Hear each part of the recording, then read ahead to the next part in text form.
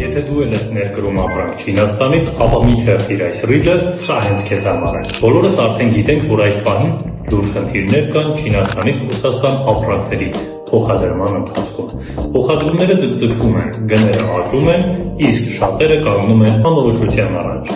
Այդ ամենը հարվածում է հատկապես այն վաճառողներին, ովքեր տարիներ շարունակ կառուցել են իրենց բիզնեսը եւ կարողանում էին հմտորեն վաճառել։ Բայց եկեք նայենք մյուս կողմից։ Այս իրավիճակը իրականում հնարավորություն է նրանց համար, ովքեր տեսնում են խորքում եղած շահութաբեր կողմը։ Այժմ այն վաճառողները, ովքեր չէին կարողանում վաճառք իրականացնել, ստիպված են արժեզրկել ապրանքները, իջեցնել գները։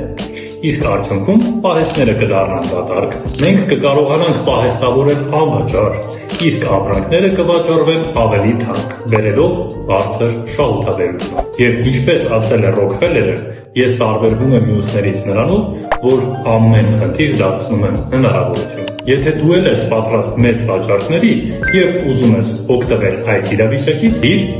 մեկնաբանություններով։